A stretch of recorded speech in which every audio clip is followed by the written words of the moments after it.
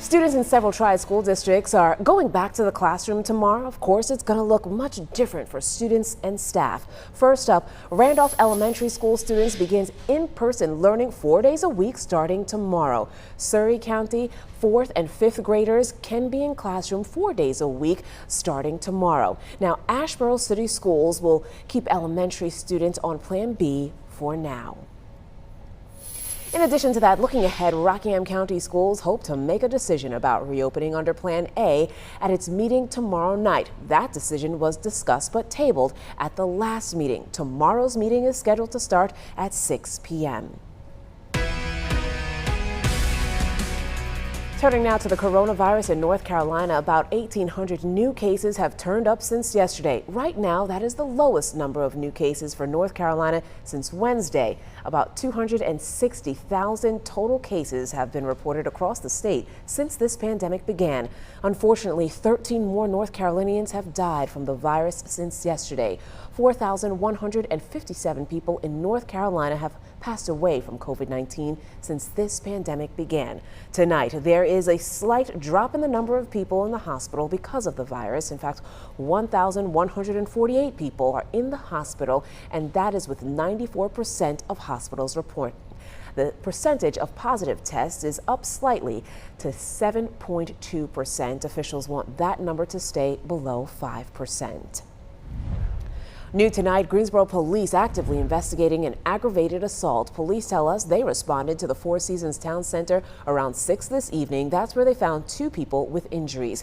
They were taken to the hospital with unknown injuries, and investigators have not shared exactly how the victims were injured. Police say the Criminal Investigation Division was called to the scene. People came together today to remember a mother from Sparta. Khadijah Hamilton's family says a body found in Wilkes County on Friday was hers. Today, friends and family joined the community in a parking lot of the Food Line located in North Wilkesboro for a charity event honoring Hamilton. Her cousin tells WXI 12 his family is basically still trying to make sense of all of this, and they are waiting for answers. Khadijah, she was like, she loved her kid.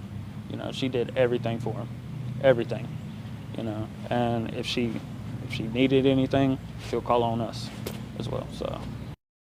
Also in attendance were families of other missing women in the area, but police have not connected any of those cases. If you have any information about Hamilton's death, call Sparta Police right away. In Commitment 2020, early voting this year has now surpassed that of 2016. Back then, about 58.3 million Americans cast ballots early. This year's total is just above that, with 9 days to go until Election Day. CNN, Edison Research, and Catalyst compiled those numbers in a survey. It indicates that just over half of the people who voted already did so in the 16 most competitive states. So here are the very latest early voting numbers from the State Board of Elections. As of this evening, almost 2.4 million North Carolinians cast ballots in person. Almost 800,000 submitted absentee ballots. In all, more than 3 million early votes have been cast so far, and that's a turnout of more than 43%. Early voting ends on the 31st. Vice President Mike Pence was in North Carolina this evening working to get out the vote just days left before the election.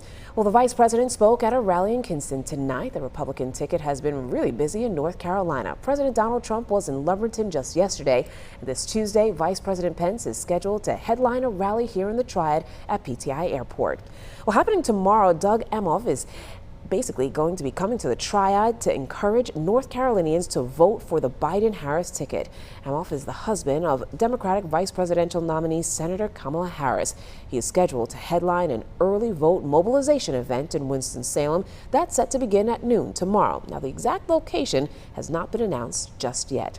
You can find out when the polls are open in your county, along with other election resources. Really important to find all that information on our website, WXI12.com.